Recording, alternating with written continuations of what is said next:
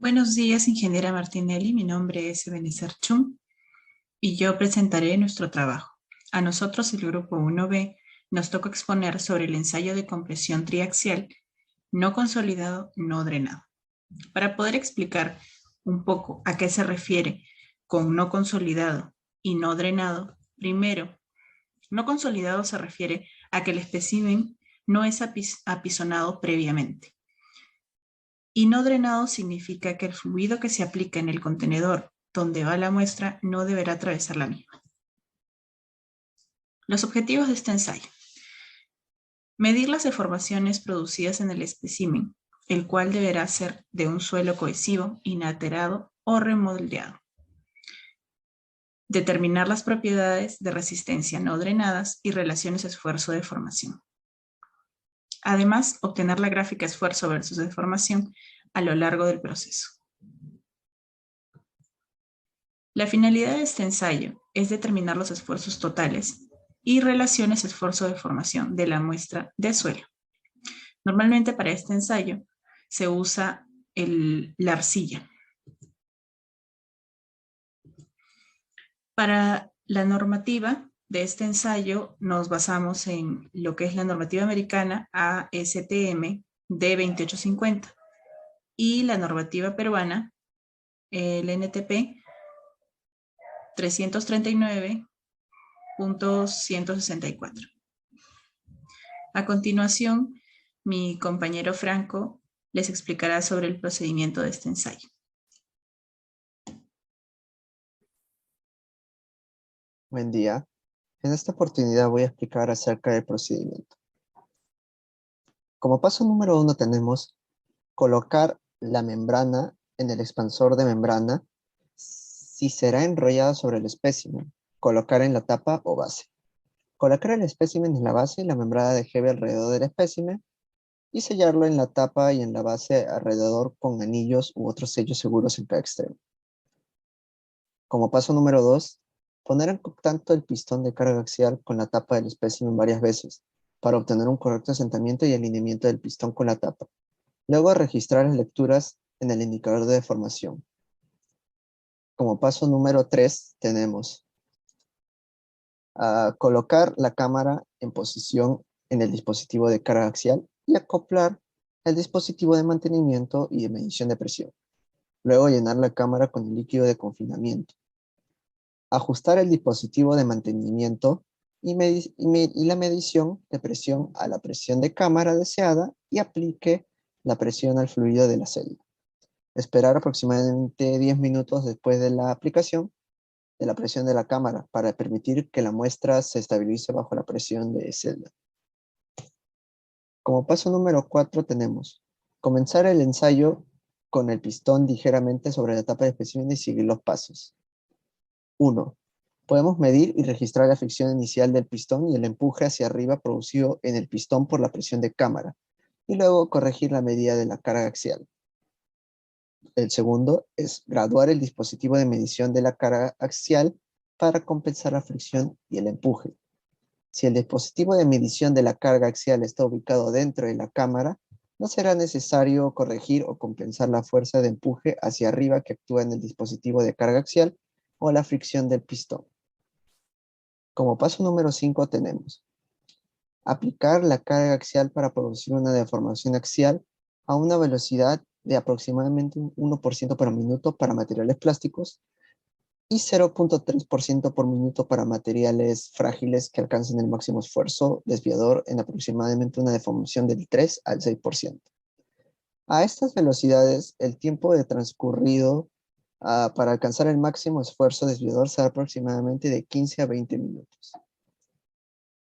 Como paso número 6 tenemos registrar los valores de carga y deformación para lecturas de alrededor del 0.1, 0.2, 0.3, 0.4 y 0.5% de la deformación.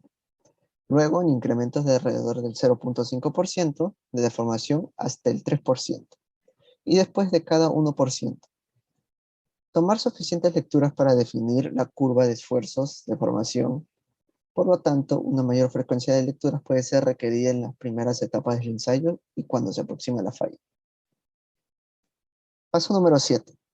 Retirar el espécimen de ensayo de la cámara y determinar el contenido de humedad del espécimen de acuerdo con el método de la NTP 339.127, utilizando la muestra entera, si fuese posible.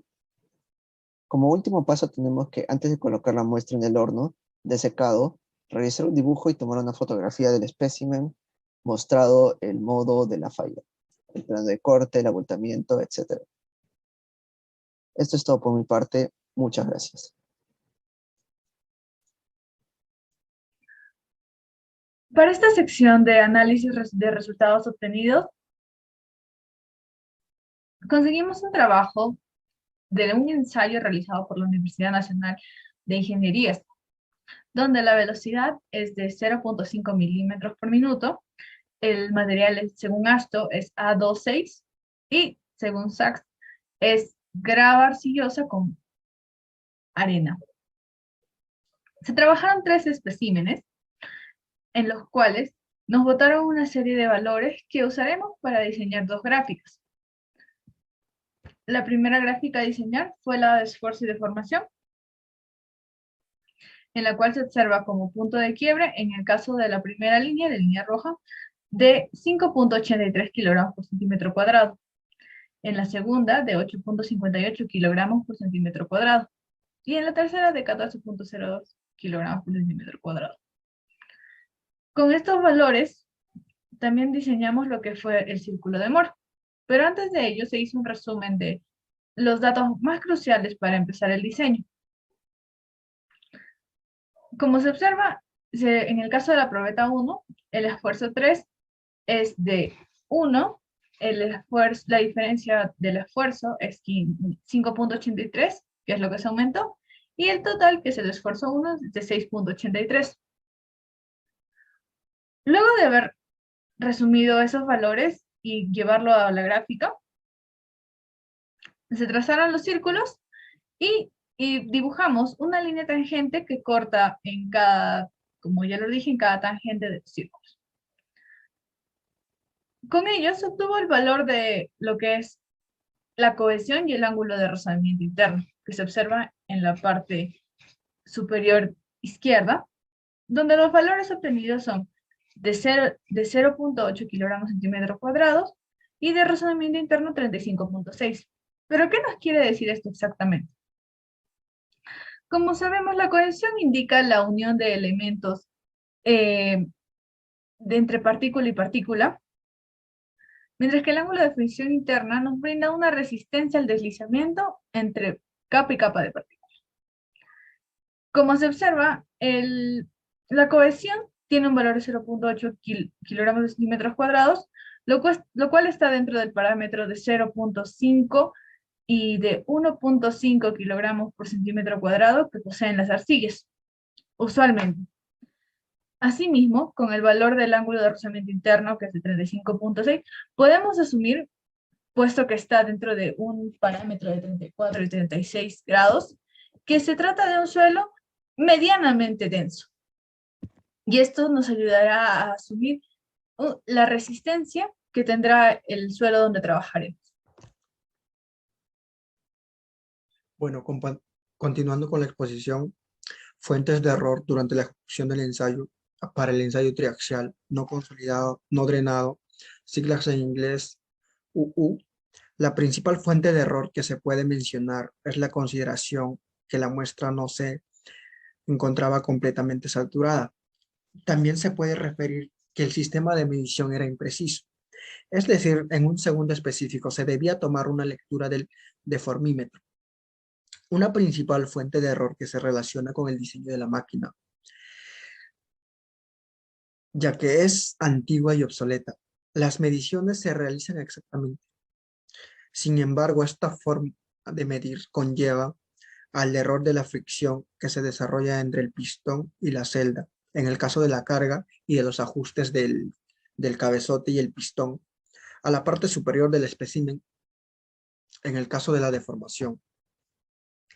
Estos errores son importantes sobre todo en la parte inicial del ensayo, por lo tanto la curva de esfuerzo, deformación, que se obtiene generalmente, nos permiten evaluar adecuadamente los parámetros de comportamiento elástico, es decir, pequeñísimas deformaciones. Otra fuente de error sería analizar la muestra sin haber realizado un exacto peso del pistón de esfuerzo axial. Esto conlleva un margen de error mínimo, por lo que se requiere a llevar un peso a una aproximación para generalizar y evitar errores repetitivos. También se puede resaltar algunos aspectos como algún descuido al momento de tomar una medida y se anote un dato incorrecto, la incertidumbre de los aparatos de medida, la mala precisión de los equipos, la mala preparación de la muestra, errores en los cálculos realizados para la determinación de los resultados. Así. Precauciones.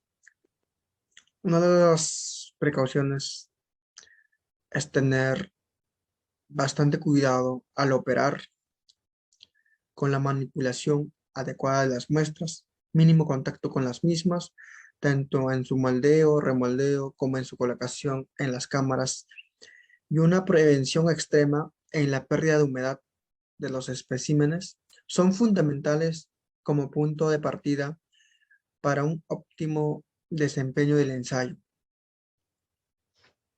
También se debe cubrir la muestra con un material adecuado, de tal forma que no ingrese agua durante el ensayo. Además, cuando se coloca la membrana impermeable, se debe tener mucho cuidado para evitar que se generen agujeros o fisuras en el espécimen. Además, es recomendable usar una bomba de vacío para eliminar cualquier presencia de aire en la membrana, ya que esta luego puede producir roturas en la membrana. También comprobar los resultados arrojados por el indicador de deformación, ya que de esto dependen los próximos cálculos que se realizarán para el ensayo.